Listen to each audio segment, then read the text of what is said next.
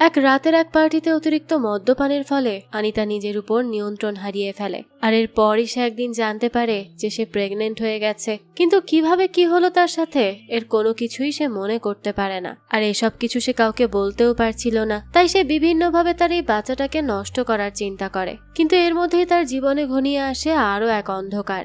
সারা বিশ্বে করোনা মহামারীর কারণে লকডাউন ঘোষণা করা হয়। এবার আনিতা কি করবে? একেই তো বাইরে বেরোনোর উপায় নেই, তার উপর আবার সমাজ আর পরিবারের ভয়, আর একদিকে নিজের শরীরে বাড়তে থাকা এক নতুন প্রাণ। আনিতা কি পারবে এই দম বন্ধ করা পরিস্থিতি থেকে নিজেকে বাঁচাতে? শেষ পর্যন্ত তার সাথে কি হতে চলেছে চলুন সেটাই দেখে আসা যাক আজকের গল্প লকডাউনে। শুরুতেই আমাদের গল্পের প্রধান চরিত্র আনিতাকে দেখানো হয়। আনিতা আর তার বান্ধবীর স্বপ্নে স্কুটিতে করে আনিতার ঘরের সামনে আসে। কিন্তু আনিতা খুবই ভয় পেয়েছিল, সে কোনোভাবেই ঘরে যেতে চাইছিল না। তখন স্বপ্ন আনিতাকে বলে, তুমি চিন্তা করো না, সবকিছু ঠিক হয়ে যাবে, তুমি নর্মাল ভাবে ঘরে যাও, যেমনটা প্রতিদিন যেতে। এই কথা শুনেই আনিতা কান্না করতে থাকে, আর কান্না করতে করতে বলে, আমার খুব ভয় করছে। কিন্তু স্বপ্না তাকে বোঝায় যে সবকিছু ঠিক হয়ে যাবে। তাই আনিতা স্বপ্নাকে জড়িয়ে ধরে বলে, প্লিজ আমার পাশে থেকো। কথা বলেই সে ঘরের দিকে যেতে থাকে। এখানে আনিতার কি হয়েছে, কেনই বা সে কান্না করছে, সেটা আমাদেরকে দেখানো হয় না। সেটা হয়তো আমরা পরবর্তীতে জানতে পারবো। এখান থেকে দৃশ্য পরিবর্তন হয়। আমাদের 2020 সালের প্রথম দিনের দৃশ্য দেখানো হয়, যেখানে আনিতা বারান্দায় দাঁড়িয়ে তার চুল শুকাচ্ছিল। তখন একটা লোক আনিতার চুল দেখে বেশ মজা করতে থাকে, কারণ আনিতার চুল খুবই কোকড়ানো ছিল। তাই আনিতা লোকটির উপর অনেক রেগে যায় আর সেখান থেকে চলে যায়। আনিতা যখন বারান্দায় ছিল তখন জীবা নামের একটা ছেলে তাকে দেখতে থাকে। জীবা তার বন্ধুকে বলে, রাগ করলেও কাউকে এতটা ভালো দেখায় কিভাবে? অর্থাৎ সে আনিতাকে মুগ্ধ হয়ে দেখছিল। তখন জীবার বন্ধু বলে, আমার তো ওকে একটুও পছন্দ না, ওর কোকড়ানো চুলগুলো আমার খুবই বিরক্তিকর লাগে। জীবা এই কথা শুনে বলে, কিন্তু আমার খুব পছন্দ, আর ওর পেছনে আমি 3 বছর কেন 20 বছরও ঘুরতে পারবো। আসলে এই জীবা 3 বছর ধরে আনিতার পেছন পেছন ঘুরছে, কিন্তু এখনো পর্যন্ত সে আনিতাকে তার মনের কথা বলেনি। যাক, এরপরই আমাদের আনিতার পরিবারকে দেখানো হয়। তার পরিবারে তার বাবা, মা, দাদি আর একটা ছোট বোন আছে। আনিতার বাবা একটা ওয়েল্ডিং শপে কাজ করে। এরপর আমরা দেখি আনিতা ঘরে ছিল, তখন তাকে স্বপ্না ফোন করে আর হ্যাপি নিউ ইয়ার উইশ করে। সে বলে, তুমি দেখো এই বছর তোমার চাকরিটা অবশ্যই হবে। আনিতা তখন বলে, হ্যাঁ আমিও এটাই আশা করি। স্বপ্না তখন বলতে থাকে, তাহলে চলো আমরা কালকে দেখা করি। আনিতা বলে, কিন্তু কালকে আমার একটা ইন্টারভিউ আছে, তার জন্যই আমাকে প্রস্তুতি নিতে হবে, তাই অন্য একদিন দেখা করব, আজ না। স্বপ্নাও বলে, ঠিক আছে, আমরা অন্য একদিনই দেখা করে নিব। পরের দিন সকালেই দেখা যায় আনিতা একটা কোম্পানিতে জব ইন্টারভিউ দিতে যায়, আর সেখানে তার ইন্টারভিউ খুবই ভালো হয়, যার কারণে তার চাকরিটাও হয়ে যায়। সে তো এসব নিয়ে খুবই খুশি ছিল, কিন্তু তার চাকরিটা ছিল নাইট শিফটে। তাই আনিতার পরিবারের সবাই এতে নাখোশ। তারা কেউই তো তাকে রাতে জব করতে দিতে চায় না, সবাই তাকে মানা করে দেয়, কারণ তাদের এদিকে রাতের বেলা মেয়েরা একেবারেই সেফ না। পরিবারের এভাবে মানা করায় আনিতাও এখন অন্য চাকরি খুঁজতে থাকে, যেখানে ডে শিফট হবে। এখানে আমাদের এটাও দেখানো হয় যে আনিতা সুন্দর হওয়ায় তাকে অনেক ছেলেরাই পছন্দ করত, কিন্তু সে কাউকেই তেমন একটা পাত্তা দেয় না, সে নিজের মতো করেই চলে। এরপর আমাদের আনিতার বাবার ফ্যাক্টরির দৃশ্য দেখানো হয়, যেখানে একটা মেয়ে তার বাবাকে বলছিল তার সামনে পরীক্ষা আছে, তাই তাকে পরীক্ষার ফি দেওয়ার জন্য। কিন্তু মেয়েটার বাবা তাকে বলে তার কাছে আজকে টাকা নেই। তখন মেয়েটা বলে, কিন্তু আজকে টাকা জমা না দিলে আমি পরীক্ষা দিতে পারবো না। এই কথা বলেই মেয়েটা কান্না করতে থাকে আর সেখান থেকে চলে যেতে থাকে। কিন্তু তখনই সেখানে আনিতার বাবা সুরেশ আর এই ফ্যাক্টরির বস চলে আসে। বস এসেই লোকটাকে জিজ্ঞেস করে, তোমার মেয়ে ভাবে কান্না করে চলে যাচ্ছে কেন?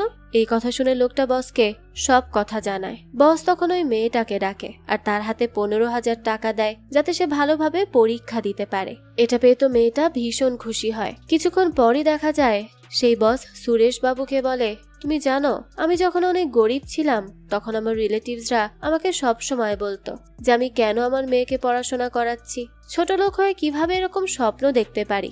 এসব শুনে সুরেশ বাবু বলে, লোকের কথা আসলে কান দিয়ে কোনো লাভ নেই, কারণ আপনি যদি ভালো হন তাহলে তারা বলবে ভালো, কিন্তু আপনি যদি বরবাদ হয়ে যান তাহলে তারা আপনার উপর হাসবে। এটাই আমাদের সমাজের কাজ। বস তখন বলে, এবছর আমার মেয়ের পড়াশোনা শেষ হবে আর সে ডাক্তার হয়ে যাবে, তখন আমি সেই সব লোকদের দেখাবো যে কেন আমি আমার মেয়েকে পড়াশোনা করিয়েছি। এখান থেকেই দৃশ্য পরিবর্তন হয় আর আমাদের আনিতা এবং তার মাকে দেখানো হয়। তারা বারান্দায় ছিল, আনিতার মা তার চুলে তেল লাগাচ্ছিল, তখনই সেই লোকটা আবারও আসে, যে সব সময় আনিতার চুল নিয়ে মজা করে। আজকেও সে আনিতার চুল নিয়ে মজা করছিল। তখনই আনিতা ভীষণ রেগে যায় আর রেগে মেগে নিচে যায়। সেখানে গিয়ে সে লোকটাকে জিজ্ঞেস করে সে সব সময় তার চুল নিয়ে মজা করে কেন। লোকটা বলে, আসলে আপনার চুলগুলো আমার খুবই পছন্দের, এই পুরো এলাকায় আপনার মতো চুল আর কারো নেই, তাই আমি একটু মজা করি। এই কথা শুনে আনিতা একটু শান্ত হয় আর চুপচাপ সেখান থেকে চলে আসে।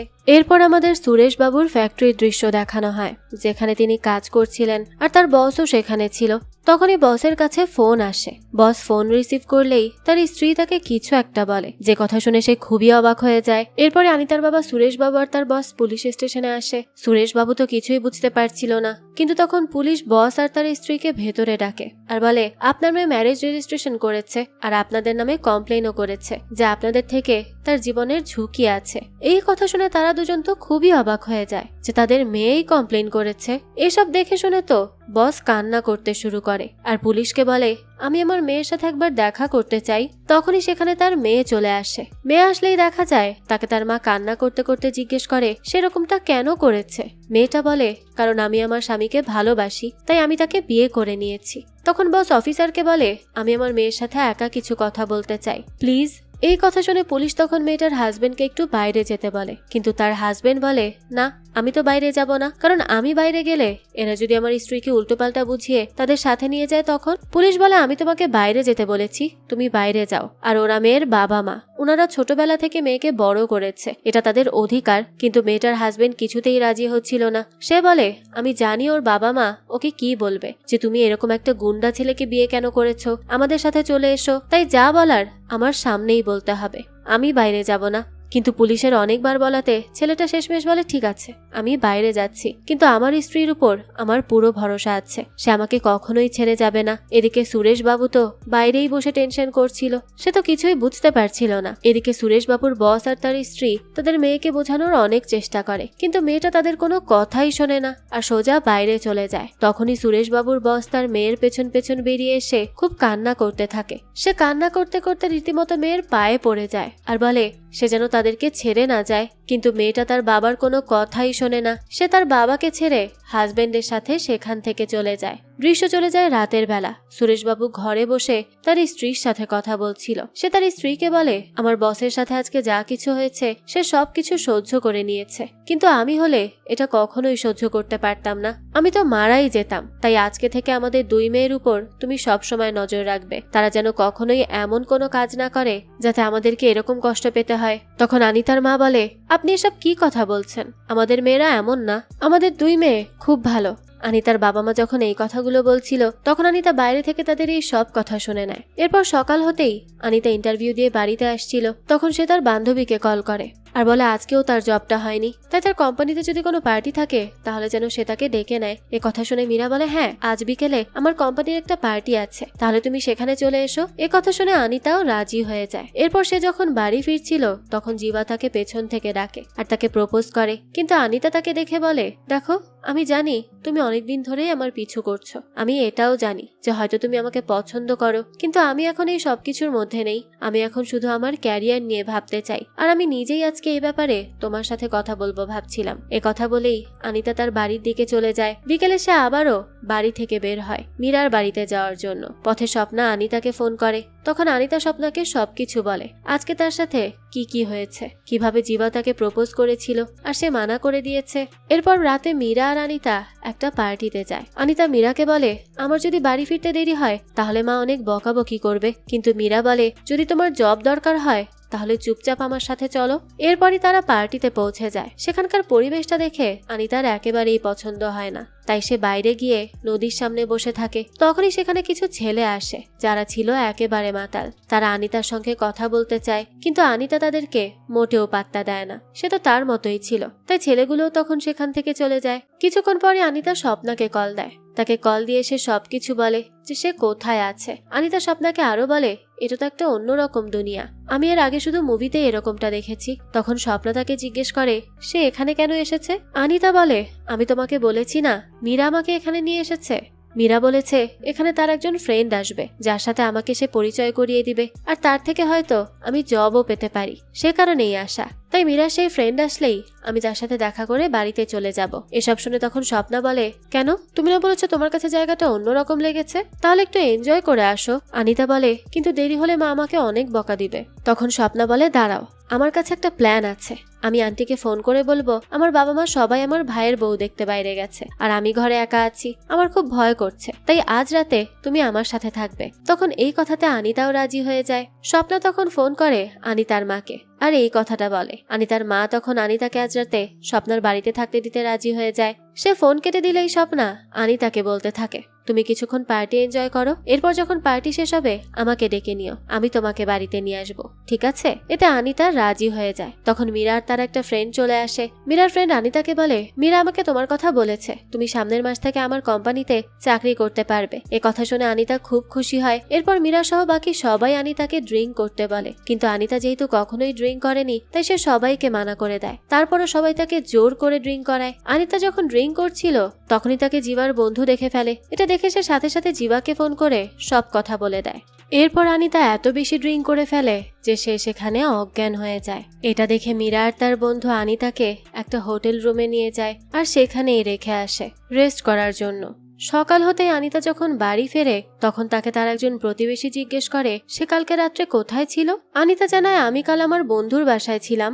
এ কথা শুনে মহিলাটা জিজ্ঞেস করে, তুমি কি গ্রুপ স্টাডি করতে গিয়েছিলে? আনিতা তখন হ্যাঁ বলে। মহিলাটা বলে, কলেজ শেষ হয়েছে 2 বছর, তারপরও এখন কি গ্রুপ স্টাডি হয় আমরা কি জানি না? এ কথা শুনে আনিতা তাকে কিছুই বলে না, কারণ তার এমনিতেই কথা বলতে ভালো লাগছিল না। তাই মহিলাটা যেটা যেটা জিজ্ঞেস করে সে তাতে তাতেই হ্যাঁ বলে, আর শেষমেশ বিরক্ত হয়ে সেখান থেকে চলে আসে। আনিতা ঘরে এসেই দেখতে পায় তার পরিবারের সবাই টিভি দেখছিল, আর টিভিতে তখন করোনা ভাইরাসের নিউজ চলছিল, যেখানে বলা হচ্ছিল ইন্ডিয়ায় করোনা ভাইরাস শনাক্ত হয়েছে, তাই খুব তাড়াতাড়ি হয়তো লকডাউন হয়ে যাবে।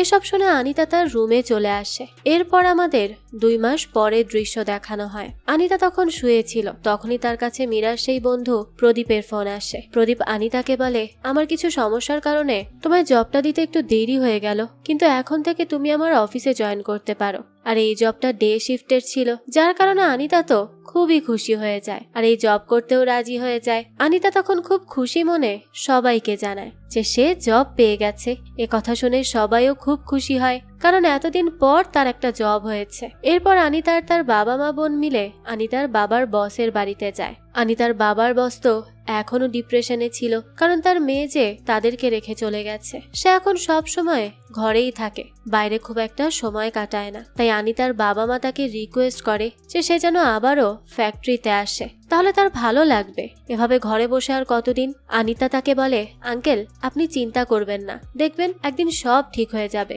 আপনি শুধু বিশ্বাস রাখুন। এ কথা শুনে তখন সে আনিতাকে তার ব্যাপারে জিজ্ঞেস করে যে সে কি করছে। আনিতা জানায়, আঙ্কেল আমি একটা জব পেয়ে গেছি। এই কথা শুনে বস বলে, তাই নাকি? খুব ভালো। তুমি যখন অনেক ছোট ছিলে তখন থেকেই সুরেশ খুব কষ্ট করে তোমায় পড়াশোনা করিয়েছে, মাথার ঘাম পায়ে ফেলে তোমাদের জন্য করে গেছে। তাই সব সময় বাবার কথা মাথায় রেখো, কখনো তাকে কষ্ট দিও না, এমন কোনো কাজ করো না যাতে সে কষ্ট পায়। এসব কথা সে বলতে থাকে, তখনই সে খেয়াল করে আনিতা খুব বেশি কাশি দিচ্ছে। তাই বস আনিতাকে ডাক্তারের কাছে যেতে বলে। এর পরের দৃশ্যে দেখা যায় আনিতা ডাক্তারের কাছে যায়। ডাক্তার আনিতাকে সবকিছু জিজ্ঞেস করে। আনিতা একে একে তার সবকিছু বলতে থাকে। ডাক্তার তখন আনিতাকে জিজ্ঞেস করে তার পিরিয়ড কি ঠিক মতো হয়। আনিতা জানায়, আমার আসলে থাইরয়েডের সমস্যা আছে, তো তাই মাঝে মাঝে পিরিয়ড হতে দেরি হয়। তখন ডাক্তার কিছু একটা বুঝতে পারে, তাই সে আনিতাকে একটা টেস্ট করতে বলে। কিন্তু এর কিছুক্ষণ পরেই আনিতা তাড়াহুড়ো করে চিন্তিত অবস্থায় হসপিটাল থেকে বেরিয়ে যায়। কিন্তু কি এমন হয়েছে যে সে এরকম রিয়াক্ট করলো তা তো আমরা পরবর্তীতেই জানতে পারবো। দৃশ্য চলে যায় রাতের বেলা। আনিতা ঘরে বসেছিল, তখন তার মা তাকে জিজ্ঞেস করে ডাক্তার তাকে কি বলেছে। আনিতা বলে, ডাক্তার বলেছে আমার গলায় ইনফেকশন আছে, কিন্তু 2-3 দিনে ঠিক হয়ে যাবে, কোনো সমস্যা নেই, চিন্তার কারণ নেই। সে মাকে এই কথা বললেও সে নিজে কোনো একটা বিষয় নিয়ে অনেক বেশি টেনশনে ছিল। এরপর সকাল আনিতা বাথরুমে এসে তার প্রেগনেন্সি টেস্ট করে, তখনই সে দেখে সে প্রেগনেন্ট। এটা দেখে আনিতা খুবই ভয় পেয়ে যায়। সে তো কিছুই বুঝতে পারে না যে কিভাবে কি হলো। তাই পরের দিন সকালেই আনিতা আবারও ডাক্তারের কাছে যায়। সেখানে সে আবারও প্রেগনেন্সি টেস্ট করাবে সে কারণে। তখনই সে কল্পনা করে যে ডাক্তার তাকে যে টেস্ট দিয়েছিল সেটা সে কিভাবে করেছে। তখন ডাক্তার তাকে বলে, আমার মনে হয় তুমি প্রেগনেন্ট। এই কথা শুনে আনিতা বলে, কিন্তু আমার এখনো বিয়ে হয়নি, তাছাড়া প্রেগনেন্ট হওয়ার জন্য ফিজিক্যাল রিলেশন হতে হয়, কিন্তু আমার তো এমনটাও হয়নি। তাহলে? এই কথা শুনে ডাক্তার বলে, আমি শিওর তুমি প্রেগনেন্ট, কিন্তু তোমার যেহেতু সন্দেহ আছে তাই আমি তোমাকে আরো একটা টেস্ট দিচ্ছি, ওইটাও করে নাও। এই কথা শুনে আনিতা ডাক্তারকে বলে, আমি জানি আপনারা টাকার জন্য একবার এক একটা টেস্ট করতে বলছেন। এই বলেই আনিতা সেখান থেকে চলে গিয়েছিল। এখান থেকে দৃশ্য বর্তমানে আসে। আনিতা হসপিটালে বসেছিল, তখনই তাকে আল্ট্রাসাউন্ড করার জন্য ডাকা হয়। সে সেখানে গেলে ডাক্তার আল্ট্রাসাউন্ড করে বলে, বাচ্চা একদম সুস্থ আছে আর হার্টবিটও একদম নর্মাল। এ কথা শুনে তো আনিতার চোখে পানি চলে আসে। সে তো কিছুই বুঝতে পারছিল না যে তার সাথে এসব কিভাবে হলো। সে হসপিটাল থেকে বেরিয়ে আসে আর কল্পনা করতে থাকে ওদিন পার্টিতে কিভাবে সে নেশা করে অজ্ঞান হয়ে গিয়েছিল। সেদিনই হয়তো কিছু একটা হয়েছে। এখন আনিতা কি করবে কিছুই বুঝতে পারছিল না। তার তো মাথায় কাজ করছিল না, কারণ সে প্রেগনেন্ট এই কথা যদি কেউ জানতে পারে তাহলে তো তাকেই সবাই খারাপ বলবে, তাকেই জাজ করবে। কিন্তু আনিতা তো নিজেও জানে না তার সাথে কি হয়েছে, তবে এই কথা তো কেউ বিশ্বাস করতে চাইবে না। তাই সে এবার বাধ্য হয়ে স্বপ্নাকে ফোন করে আর সে তাকে এই ব্যাপারে সবকিছু খুলে বলে। স্বপ্নাও তখন খুবই অবাক হয় আর আনিতাকে বারবার জিজ্ঞেস করে এই বাচ্চার বাবাকে। কিন্তু আনিতা বলে, আমি নিজেও জানি না, তবে আমার মনে হয় ওইদিন পার্টিতেই কিছু একটা হয়েছে। স্বপ্নে কথা শুনে বলে, কিন্তু এটা কিভাবে সম্ভব যে তোমার সাথে কেউ কিছু খারাপ করেছে আর তুমি সেটা বুঝতেও পারলে না? আনিতা তখন খুব কান্না করতে থাকে আর বলে, আমি সত্যি বলছি আমার কিছুই মনে নেই। আমি এতটাই নেশায় ছিলাম যে ওই নেশা কাটতে আমার 2 দিন লেগে গেছে। স্বপ্নাই কথা শুনে বলে, তাহলে এখন চলো আমরা পুলিশের কাছে যাই। আনিতা বলে, তুমি কি পাগল নাকি? পুলিশের কাছে গেলে তো আমার পরিবারের সবাই সবকিছু জেনে যাবে, আর তারা যদি এই ব্যাপারে একবার জানতে পারে তাহলে তারা আমাকে মেরেই ফেলবে। তারা আমার কোনো কথা শুনতেও যাবে না আর বিশ্বাসও করবে না। স্বপ্না তখন বলে, ঠিক আছে তাহলে চলো আমরা ডাক্তারের কাছে যাই। এরপর তারা দুজন সেই আগের ডাক্তারের কাছে আবারও যায়। তখন ডাক্তার আনিতাকে বলে, আমি তো তোমাকে আগেই বলেছিলাম তুমি প্রেগনেন্ট, কিন্তু তুমি বিশ্বাস করনি। তবে এখন তো সবকিছু বুঝতে পেরেছো তাই না? স্বপ্না বলে, ডাক্তার আসলে সে নিজেও জানতো না তার সাথে এরকম কিছু হয়েছে, এটা হয়তো একটা ভুল। কিন্তু ডাক্তার তখন রেগে মেগে বলে, আমি তোমাদের বিশ্বাস করি না। তোমাদের মতো মেয়েরা প্রথমে এইসব কাজ করো, তারপরে এসে বলো তোমরা কিছুই জানো না। স্বপ্না বলে, প্লিজ ডাক্তার ওর অ্যাবর্শনটা করিয়ে দিন। কিন্তু ডাক্তার সাফ মানা করে দেয়। আনিতা তখন কান্না করতে করতে ডাক্তারের পায়ে পড়ে যায়, কিন্তু ডাক্তার তাকে সেখান থেকে বের করে দেয়। এরপর আনিতা আর স্বপ্না একটা মেডিকেল শপে যায়। সেখানে গিয়েও তারা অ্যাবর্শনের মেডিসিন চায়, কিন্তু দোকানদার বলে, এটার জন্য আপনাদের ডাক্তারের প্রেসক্রিপশন প্রয়োজন আর আপনাদের আইডি প্রুফ দিতে হবে, তারপরেই আমি আপনাদের কোনো ওষুধ দিতে পারবো। না হলে যদি কোনোভাবে আপনি ভুল ওষুধ খেয়ে ফেলেন তাহলে আপনার জীবনও যেতে পারে, আর তখন আমাকেই জেলে যেতে হবে। এই রিস্ক আমি নিতে পারবো না, দুঃখিত। তখন স্বপ্না বলে, যদি আমরা ডাক্তারের প্রেসক্রিপশন নিয়ে আসি তাহলে আপনি আমাদের ওষুধ দিবেন তো? দোকানদার বলে, হ্যাঁ, তখন সেটা ভেবে দেখব। এরপরই সেখান থেকে আনিতা আর স্বপ্না আর একজন ডাক্তারের কাছে যায়, কিন্তু সেই ডাক্তারও আনিতাকে বলে, আমি অবশ্যই তোমাকে প্রেসক্রিপশন দিব যদি তুমি তোমার বাবা মাকে নিয়ে আসো। স্বপ্না তখন বলে, কিন্তু ডাক্তার ওর পরিবারের কেউ যদি এটা জানতে পারে তাহলে ওকে মেরেই ফেলবে। ডাক্তার এই কথা শুনে বলে, ঠিক আছে তাহলে আমিও আর কিচ্ছু করতে পারবো না, কারণ এটাতে আমারও ক্ষতি হতে পারে। তাই আমি পুলিশ ডাকার আগে আপনারা এখান থেকে চলে যান। এই সব কিছুতে আনিতা অনেক ভেঙে পড়ে। সে কি করবে কিছুই বুঝতে পারছিল না। এরপরই আমাদেরকে গল্পের সেই শুরুর দৃশ্যটা দেখানো হয়, যেখানে স্বপ্না আনিতাকে রাতের বেলা বাড়ি পৌঁছে দিয়ে বলেছিল একদম চিন্তা করবে না, আর আগের মতো করেই যেন সে বাড়ি ফেরে। তখন আনিতা কান্না করতে করতে বলে, আমার ঘরে যেতে খুব ভয় করছে। এ কথা শুনে স্বপ্না বলে, আমি তোমার পাশে আছি তো, তাহলে কিসের ভয়? আনিতা তখন স্বপ্নাকে জিজ্ঞেস করে, কাল আমরা সেই ট্যাবলেটটা পেয়ে যাব তো? স্বপ্না বলে, হ্যাঁ অবশ্যই পাবো, তুমি চিন্তা করো না, তুমি শুধু এখন ঘরে যাও। এই কথা শুনেই আনিতা স্বপ্নাকে জড়িয়ে ধরে আর অনেক কান্না করতে থাকে। তাই স্বপ্না তখন অনেক বুঝিয়ে আনিতাকে কোনো মতে ঘরে পাঠায়। আসলে এই সবকিছুর জন্যই আনিতা সেদিন এত কান্না করছিল আর এত ভয় পাচ্ছিল। যাক, এরপরই সকাল হয়ে যায়। আনিতা ঘুম থেকে উঠে দেখে টিভিতে নিউজ হচ্ছে, করোনা ভাইরাসের কারণে সারা দেশে লকডাউন দিয়ে দেওয়া হয়েছে। এখন কেউ যাতে নিজের ঘর থেকে বিনা প্রয়োজনে বের না হয় এটাও বলা হয়েছে। এসব দেখে আনিতা তো এবার খুবই ভয় পেয়ে যায় যে এবার সে কি করবে। একটা ব্যবস্থা করতে না পারলে তো পরিবারের সবাই জেনে যাবে তার প্রেগনেন্সির ব্যাপারে। তাই সে এবার সোজা নিজের রুমে চলে যায় আর দ্রুত স্বপ্নাকে ফোন করতে থাকে। তাকে সে ফোন করে বলে 3 সপ্তাহের জন্য লকডাউন দিয়ে দিয়েছে, এখন আমি কি করব? স্বপ্না বলে আমিও নিউজ দেখেছি, আমিও তো কিচ্ছু বুঝতে পারছি না। এই শুনে তো আনিতা এবার ভয় পেয়ে সেখানেই দাঁড়িয়ে থাকে, তার হাত পা যেন জমে যাচ্ছিল। এরপর আমাদেরকে দেখানো হয় পুরো দেশে লকডাউন চলছে, রাস্তাঘাট সবকিছু এখন পুরোপুরি শান্ত হয়ে আছে। আর ব্যাকগ্রাউন্ডে তখন বলা হয় করোনা বেড়ে গেছে, তাই লকডাউন আরো বাড়িয়ে দেওয়া হয়েছে। এদিকে আমাদের আনিতাকে দেখানো হয় সে তার ফোনে বসে বসে বিভিন্ন ধরনের ভিডিও দেখতে থাকে, কিভাবে ঘরেই অ্যাবর্শন করা যাবে সেই সব কিছু নিয়ে। কিন্তু তখনই আনিতাকে তার মা কিছু কাজ করার জন্য ডাকে, তাই আনিতা তার ফোন লক করা ছাড়াই তার বিছানায় রেখে চলে যায়। কিন্তু রুম থেকে বাইরে গিয়ে আনিতা খেয়াল করে তার ছোট বোন তার ফোন নিয়েছে। এটা দেখে তো সে ভীষণ ঘাবড়ে যায়, তাই সে এক দৌড় দিয়ে এসে তার বোনকে বলতে থাকে যে সে যেন তার ফোন দিয়ে দেয়, কিন্তু তার বোন তো তাকে ফোনই দিচ্ছিল না। তাই সে রেগে মেগে তার বোনের গালে জোরে এক চড় বসিয়ে দেয় আর তার থেকে ফোনটা নিয়ে নেয়। আসলে আনিতা অনেক ভয় পেয়ে গিয়েছিল যে যদি তার বোন সার্চ লিস্টে এই অ্যাবর্শনের কথা দেখে ফেলে তাহলে কি হবে, তাই সে এমনটা করেছে। এদিকে আনিতার ছোট বোন তখন তার মাকে ডাকে। মা এসে আনিতাকে জিজ্ঞেস করে কি ব্যাপার, সে তার বোনকে কেন মেরেছে। আনিতা জানায় ফোনে আমার অফিসের অনেক গুরুত্বপূর্ণ ডকুমেন্টস আছে, যদিও ভুল করে সেগুলো ডিলিট করে দেয় তখন আমি কি করব, তাই আমি ওকে মেরেছি। তখন তার বোন বলে আমি জানি তুমি কিছু একটা লুকাচ্ছ।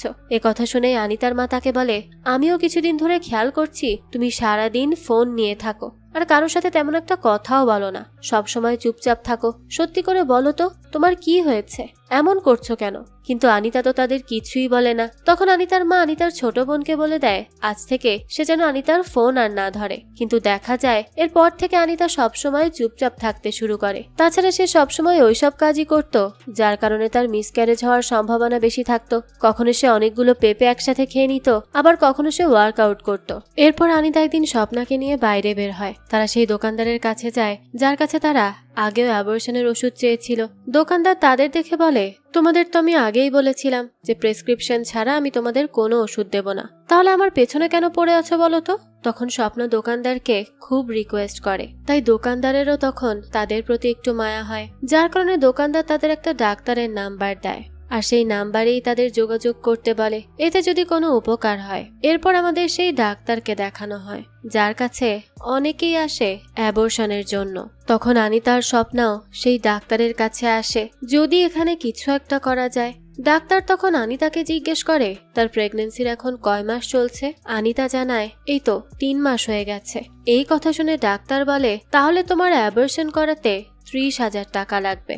এই কথা শুনে আনিতা আর স্বপ্না দুজনেই অনেক অবাক হয়ে যায়, কারণ তাদের কারো কাছেই এখন এত টাকা নেই, তারা এত টাকা কিভাবে দিবে। তাই আনিতা ডাক্তারকে বলে তাদের শুধু প্রেসক্রিপশন দিয়ে দিলেই হবে, তারা একটা ফার্মেসি থেকে ওষুধ কিনে খেয়ে নিবে, আর কোনো কিছুর দরকার নেই। তখন ডাক্তার রেগে মেগে বলে তোমার অলরেডি 3 মাস হয়ে গেছে, তুমি কি জানো এটা কতটা ভয়ঙ্কর? এই ওষুধটা তুমি খেলে তোমার জীবনও চলে যেতে পারে, আর এই কারণে আমারও জেল হতে পারে। তাই এই মুহূর্তে তোমার অ্যাবর্শন করা ছাড়া অন্য কোনো উপায় নেই। এসব ওষুধ খেয়ে কোনো কাজ হবে না, উল্টো জীবনের ঝুঁকি বাড়বে। তাই আমি তোমার জীবন বাঁচানোর জন্যই 30,000 টাকা চাইছি। এই কথা শুনে আনিতার স্বপ্না নিজেদের মধ্যে কথা বলতে থাকে যে এখন তারা কিভাবে কি করবে, এত টাকা তারা কিভাবে ম্যানেজ করবে, কারণ তাদের কাছে তো এই টাকাগুলো ছিল না। এরপর থেকে আনিতা তার সব বন্ধু বান্ধব আর পরিচিত মানুষের কাছ থেকে টাকা চাইতে থাকে, এছাড়া যে তার আর কোনো উপায়ই ছিল না।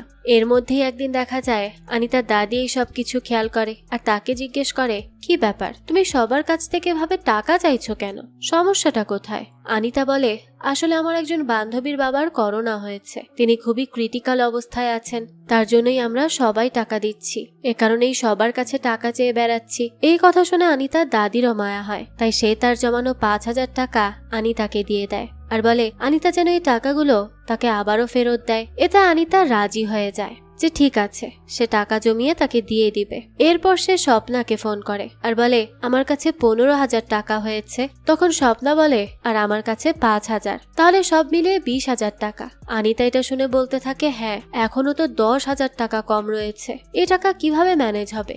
এসব নিয়ে এসে চিন্তা করতে থাকে। স্বপ্না তখন বলে দেখো তুমি চিন্তা করো না, আমরা ডাক্তারের কাছে গিয়ে দেখি না সে কি বলে, যদি একটু কমে করাতে পারে। এরপরে আনিতার স্বপ্না সেই 20,000 টাকা নিয়েই ডাক্তারের কাছে যায়। ডাক্তার তখন টাকা গুনে বলে এই করোনাতে একটা ওষুধ কেনার কত দাম তোমরা কি জানো? এখানে তো 10,000 টাকা কম আছে। স্বপ্না তখন বলে, আমাদের কাছে এগুলোই ছিল, এর বেশি আমরা আর জোগাড় করতে পারিনি, দেখুন না এই দিয়েই সম্ভব হয় কিনা। আনিতার স্বপ্না তখন ডাক্তারকে অনেক রিকোয়েস্ট করে যে সে যেন 20,000 টাকা দিয়ে অ্যাবর্শনটা করে ফেলে, কিন্তু তারপরেও ডাক্তার তাদের কোনো কথা মানে না। তাই বাধ্য হয়ে আনিতা তখন ডাক্তারকে বলে, ঠিক আছে আমরা আরো 10,000 টাকা জোগাড় করে নিয়ে আসবো, সেটা যেভাবে পারি। তখন ডাক্তার তাদের থেকে সেই 20,000 টাকা রেখে দেয় আর বলে, তোমরা আরো 10,000 টাকা নিয়ে আসো, তাহলেই আমি অ্যাবর্শন করে দিব। এদিকে আমাদের আনিতার পরিবারকে দেখানো হয়, যারা সবাই ঘরে বসে বসে গেম খেলছিল। ঠিক তখনই আনিতা বাড়িতে আসে। সে অনেক বেশি ভয় পেয়েছিল। তখন তার বাবা তাকে খেয়াল করে আর জিজ্ঞেস করে সে কোথায় গিয়েছিল, কি হয়েছে। আনিতা জানায়, আমি একটু মেডিকেল শপে গিয়েছিলাম। এই বলেই সে নিজের রুমে চলে যায়। কিন্তু আনিতার মায়ের তাকে দেখে কিছু একটা সন্দেহ হয়, তাই সে আনিতার দিকে তাকিয়ে কিছু একটা চিন্তা করতে থাকে। এদিকে আনিতা তো ভাবছিল সে কার থেকে টাকা চাইবে। তখন হঠাৎ করেই তার প্রদীপের কথা মনে পড়ে, তাই সে আর এক মুহূর্ত দেরি না করে দ্রুত প্রদীপকে কল করে। কিন্তু তখন তো প্রদীপ কলই রিসিভ করে না, তাই আনিতা তাকে মেসেজ দিয়ে দেয় যাতে সে ফ্রি হলে আনিতাকে একটা ফোন দেয়। পরের দিন সকালেই দেখা যায় প্রদীপ আনিতাকে ফোন দেয়। আনিতা ফোন রিসিভ করলে প্রদীপ তাকে জিজ্ঞেস করে কি হয়েছে। আনিতা তখন বলতে থাকে, আসলে আমার বাবা খুবই ফিনান্সিয়াল প্রবলেমের মধ্যে আছে, আর এখন তো করোনার সময়, তার জবও নেই, তাই আমার কিছু টাকার খুব দরকার। প্রদীপ তখন জিজ্ঞেস করে কত টাকা লাগবে। আনিতা জানায়, এই তো 10,000 দিলেই হয়ে যাবে। এই কথা শুনে প্রদীপ বলে, ঠিক আছে আমি তোমাকে টাকা পাঠিয়ে দিব, তুমি কোনো চিন্তা করো না। এই কথা শুনে তো আনিতা স্বস্তির নিঃশ্বাস ফেলে। এদিকে আনিতা যখন প্রদীপের সাথে ফোনে কথা বলছিল তখন তার বোন পাশ থেকে সবকিছু শুনতে পায়, কিন্তু সে তখন কিচ্ছু বলে না। এরপর আনিতা আর স্বপ্না সেই টাকা তুলে সোজা চলে যায় ডাক্তারের কাছে, কিন্তু সেখানে গিয়ে দেখে ডাক্তারের চেম্বার বন্ধ। এটা দেখে তো তারা কিছুই বুঝতে পারে না যে হচ্ছেটা কি। তখন অনিতা সেখানে থাকা এক পুলিশকে ডাক্তারের ব্যাপারে জিজ্ঞেস করে। পুলিশ বলে, এখানে তো একজনের করোনা হয়েছে, তাই জায়গাটাকে সিল করে দেওয়া হয়েছে। এই কথা শুনে আনিতা বলে, কিন্তু আমরা তো ডাক্তারের সাথে দেখা করতে এসেছি। পুলিশ বলে, ডাক্তারের সাথে? কিন্তু সেই ডাক্তারেরই তো করোনা হয়েছে, আর তাই সে এখন ক্যাম্পে আছে। এরপর সেই পুলিশ অফিসার আনিতাদেরকে বলে, আপনারাও কিন্তু সাবধানে থাকবেন। এই কথা শুনে আনিতা তো একেবারে অসহায়ের মতো বসে থাকে। সে এত কষ্ট করে টাকা জোগাড় করলো, কত ঝামেলা পোহালো, আর এখন এসে এই সব শুনতে হচ্ছে।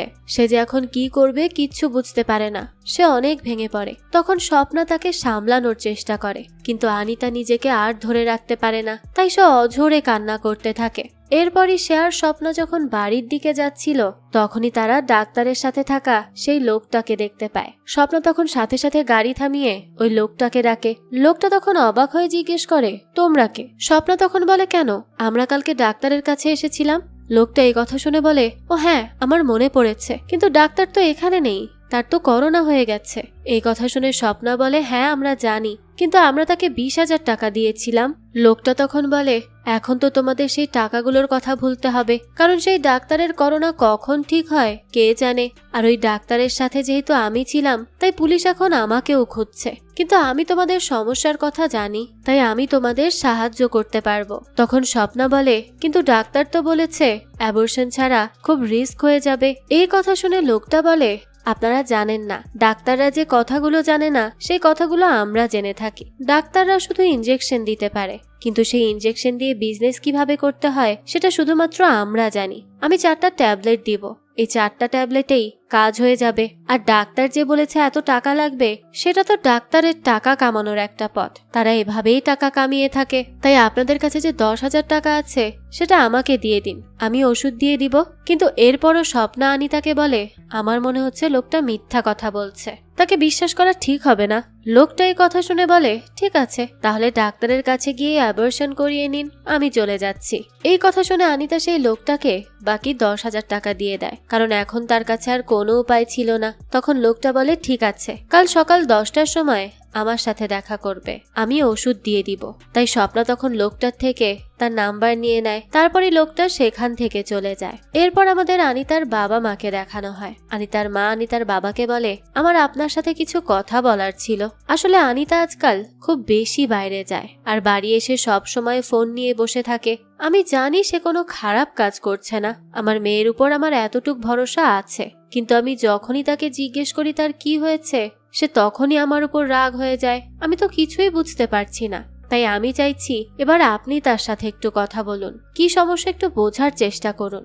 এই কথা শুনেই আনিতার বাবা সাথে সাথে রাজি হয়ে যায়। দৃশ্য চলে যায় রাতের বেলা। আনিতার স্বপ্না সেই লোকটাকে খুঁজতে যায় যে বলেছিল তাদেরকে মেডিসিন দিবে, কিন্তু তারা সেখানে গিয়ে জানতে পারে সেই লোকটা তো এখন এই এলাকাতেই থাকে না। এই কথা শুনে আনিতা আর স্বপ্না খুবই টেনশনে পড়ে যায়। স্বপ্না তো এমনিতেই তাকে সন্দেহ করছিল, আর এখন সে আরো শিওর হয়ে যায় যে লোকটা তাদেরকে ধোঁকা দিয়েছে, মিথ্যা বলেছে, আর তাদের টাকাগুলো হাতিয়ে নিয়েছে। এবার তারা কি করবে সব চিন্তা মাথায় নিয়ে তারা দুজন যখন বাড়ি ফিরছিল, তখনই সেখানে জিবা আর তার বন্ধু তাদের পেছন পেছন আসতে থাকে আর বলতে থাকে এই মেয়েগুলো এত রাতে এখানে কি করছে, হয়তো তারা ড্রিঙ্ক করে বাড়ি ফিরছে। এই কথা শুনেই আনিতা জিবাকে বলে, আমি তোমাকে কতবার বলেছি না আমার পেছন পেছন না আসতে? আমি তো তোমাকে ওই দিনই মানা করে দিয়েছি, তাহলে এখন আমার পেছনে কেন আসছো? সমস্যা কি তোমার? এক কথা কয়বার বলতে হয়? তখন জিবা বলে, আরে আমি তোমার পেছনে কেন আসবো? আর আমি নিজের চোখে দেখেছি তুমি ওই দিন পার্টিতে নেশা করেছো, তাই আমার এমন মেয়ে মোটেও পছন্দ না।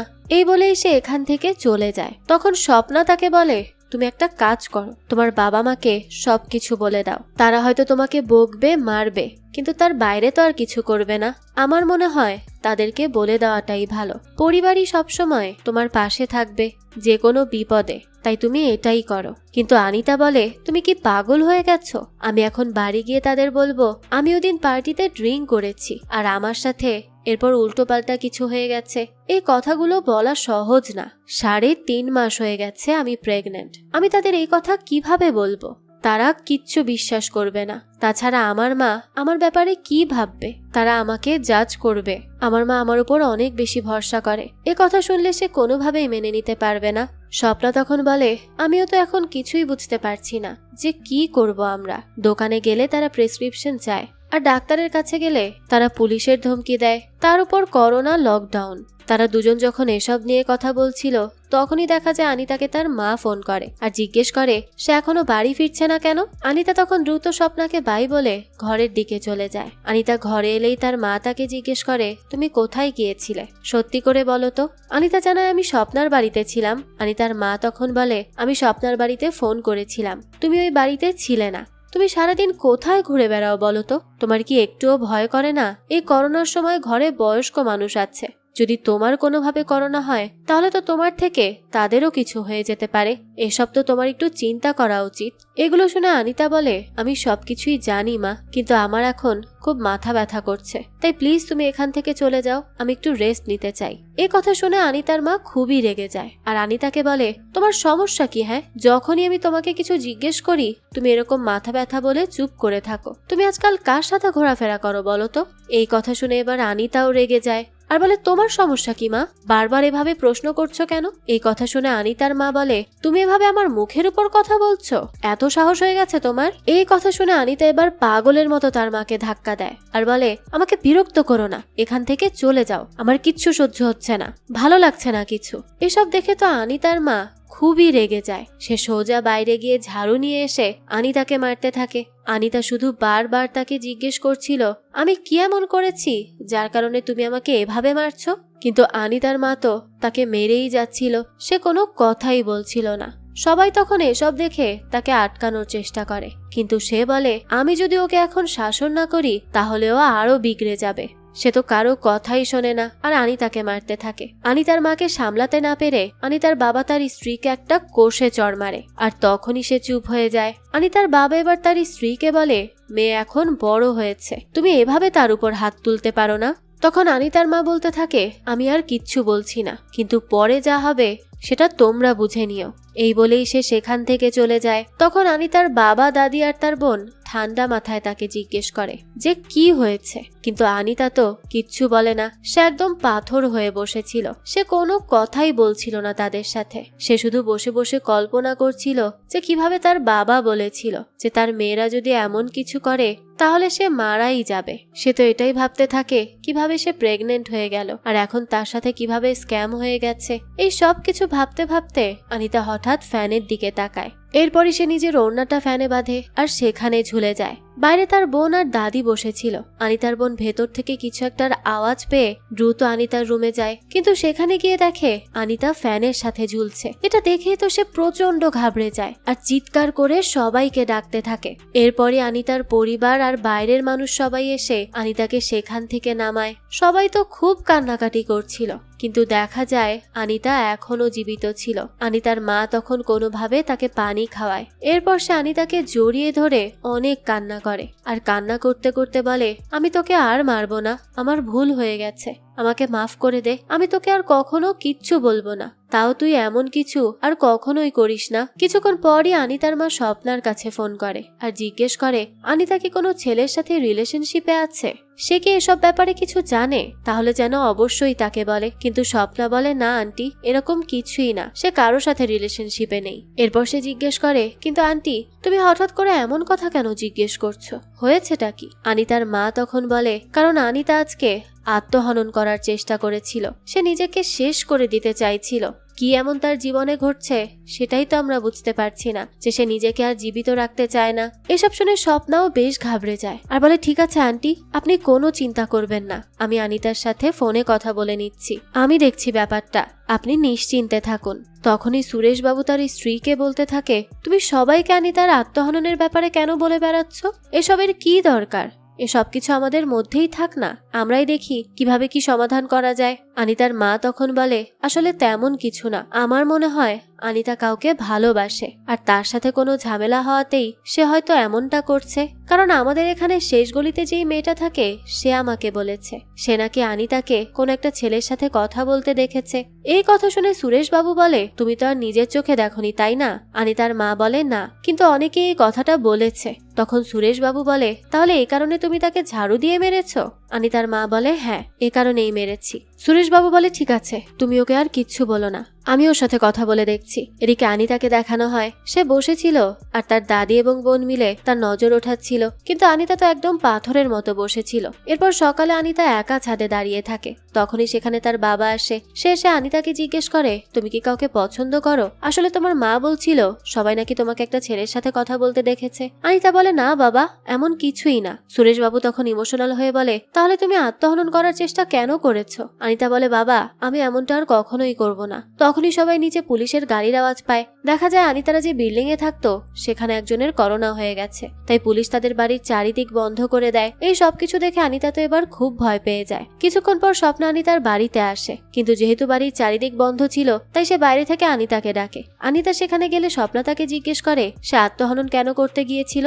আনিতা তখন কান্না করতে করতে বলে, তাহলে আমি আর কি করব, 3 মাসের বেশি হয়ে গেছে প্রেগনেন্ট আমি, তার উপর সারাদিন বমি আসতে থাকে, পেটও ধীরে ধীরে বড় হচ্ছে, আমি আর এসব নিতে পারছি না, এর থেকে ভালো আমি মরে যেতাম। এই কথা শুনে স্বপ্না বলে, তুমি কি পাগল হয়ে গেছো? আত্মহনন করার পর যখন তোমার পোস্টমর্টেম এক্সামিনেশন হবে তখন সবাই জানতে পারবে যে তুমি প্রেগনেন্ট ছিলে। ওই সময় তোমার বাবা মায়ের কি হবে তুমি ভেবে দেখেছো? তাই তুমি আমাকে প্রমিস করো তুমি এমন কাজ আর করবে না। তখন আনিতা কান্না করতে থাকে। স্বপ্না তাকে বলে, আমি ডাক্তারের সাথে কথা বলেছি, ডাক্তার বলেছে সে 10 দিনের মধ্যে ফিরে আসবে, তাই তুমি চিন্তা করো না। আনিতা বলে, কিন্তু আমি তো 1 মাসের আগে এখান থেকে বের হতেই পারবো না।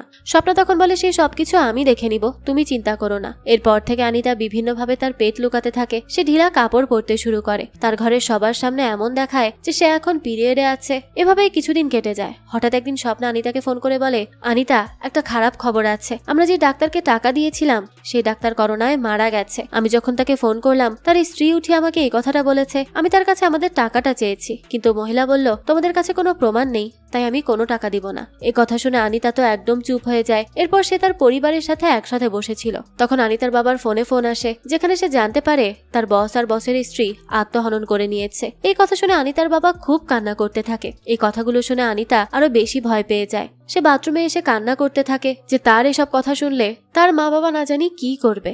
এরপর একদিন আনিতা সেই মেডিকেল শপের ছেলেটার কাছে এসে সবকিছু বলে যে কিভাবে তার সাথে স্ক্যাম হয়ে গিয়েছিল, আর এখন যদি অ্যাবর্শন না হয় তাহলে সে মারা যাবে। যাবে। এ কথা শুনে ছেলেটা আনিতাকে একটা লোকের নাম্বার দেয় আর বলে তার সাথে যোগাযোগ করতে। লোকটা যদি জিজ্ঞেস করে কত মাস হয়েছে তাহলে বলতে 3 মাস। এরপর আনিতা আর স্বপ্না যখন লোকটার সাথে দেখা করতে যায় তখন তারা দেখে লোকটা জীবা ছিল, তাই আনিতা আর জীবার সামনে যায় না। স্বপ্না হেলমেট মাথায় দিয়ে সেখানে গিয়ে জীবার সাথে সবকিছু ফাইনাল করে আসে। পরের দিন সকাল আনিতা সবার কাছে টাকা চাইতে থাকে, কিন্তু টাকা কম থাকায় আনিতা তার মায়ের স্বর্ণ বিক্রি করে টাকা জমিয়ে ডাক্তারের কাছে যায়। ডাক্তার তাকে জিজ্ঞেস করে তোমার কয় মাস চলছে? আনিতা বলে 3 মাস, কিন্তু ডাক্তার স্ক্যানিং করে বলে তুমি মিথ্যা কেন বলছো, তোমার তো এখন 5 মাস হয়ে গেছে। এই বলে ডাক্তার আনিতার অ্যাবর্শন করতে মানা করে দেয়। সে ভেতরে এসে জীবাকে বলে তুমি তো বলেছিলে মেয়েটার 3 মাস, কিন্তু এখন দেখছি 5 মাস, এটা তো অনেক রিস্কি হয়ে যাবে। জীবা বলে তাহলে তুমি ওদের থেকে 1 লাখ টাকা দাবি করো। একথা শুনে ডাক্তারও বাইরে এসে তাদের থেকে 1 লাখ টাকা চায়, কিন্তু আনিতাদের কাছে এত টাকা ছিল না, তাই স্বপ্না ডাক্তারের সাথে ঝামেলা করতে থাকে। এরপর আনিতা তার পরিবারের কথা ভেবে সে ডাক্তারকে অনেক রিকোয়েস্ট করে আর তার পায়ে পড়ে বলে যে তাকে সাহায্য করতে। তখন ডাক্তারও রাজি হয়ে যায়। এরপর সে আনিতার অ্যাবর্শন করিয়ে দেয়। অ্যাবর্শন শেষে আনিতা আর স্বপ্না যখন বাড়ি ফিরছিল তখন আনিতা খুব ক্লান্ত হয়ে পথেই বসে পড়ে। এদিকে সেই ডাক্তার জীবাকে ফোন করে বলে অ্যাবর্শন হয়ে গেছে। আর এখানে জীবার সেই ডাক্তারের কথায় আমরা জানতে পারি সেই লোকটা আসলে কোনো ডাক্তারই না, মানে তার কাছে কোনো সার্টিফিকেট নেই, কিন্তু সে অ্যাবর্শন করাতে পারে। এদিকে স্বপ্না আনিতাকে জিজ্ঞেস করে এখন তার কি হয়েছে, এখন তো সবকিছু ঠিক আছে। তখন আনিতা বলে আসলে সেই ডাক্তার আনিতার কথায় এমনিতেই রাজি হয়ে যায়নি। ডাক্তার আনিতাকে বলেছিল তুমি যদি আমার সাথে ইন্টিমেট হও তাহলেই আমি তোমার অ্যাবর্শন করব, না হলে করব না। তখন আনিতা তার পরিবারের কথা ভেবে রাজি হয়ে যায়। ডাক্তার আনিতার এই খারাপ অবস্থায়ও তার সাথে খারাপ কাজ করেছে আর আনিতা তাকে কিছুই বলতে পারেনি। দৃশ্য বর্তমানে আসে আর আনিতা এই খারাপ অবস্থাতেই তার বাড়ির দিকে যেতে থাকে আর এর বিনিময়ে ডাক্তার তার অ্যাবর্শন করিয়ে দিয়েছে। এর মাধ্যমে আনিতা তার বিপদ থেকে তো মুক্তি পেয়েছে, কিন্তু সে নিজের কাছেই নিজে অনেক বেশি ছোট হয়ে গেছে। তাই সবসময় মেয়েদেরকে সাবধানে চলাফেরা করা উচিত আর কখনোই পরিবারের অবাধ্য হওয়া উচিত না, কারণ ছোট্ট একটা ভুলের মাসুল অনেক বড় আকারে দিতে হয়। যাক, এই তো ছিল আজকের গল্প। এই গল্পটা আপনাদের কাছে কেমন লেগেছে সেটা অবশ্যই আমাদেরকে কমেন্ট করে জানাবেন। যদি এতটুকু ভালো লেগে থাকে তাহলে একটি লাইক দিয়ে যাবেন। আর হ্যাঁ, আমাদের এই চ্যানেলে কিন্তু প্রতিনিয়তই নতুন নতুন ভিডিও আপলোড করা হয়। সেই সব ভিডিওর আপডেট পেতে আমাদের চ্যানেলটিকে সাবস্ক্রাইব করে বেল আইকনে অল দিয়ে রাখতে কিন্তু ভুলবেন না। আর একটা কথা, আমাদের সকল ভিডিওর আপডেট পেতে জয়েন করতে পারেন আমাদের হোয়াটসঅ্যাপ চ্যানেলে, লিংক ডেসক্রিপশন বক্সেই দেওয়া আছে। আজকে তাহলে এই পর্যন্তই, আবারও হাজির হব নতুন কোনো ভিডিও নিয়ে। সেই পর্যন্ত সবাই ভালো থাকবেন আর আমাদের চ্যানেলের সাথেই থাকবেন। ধন্যবাদ।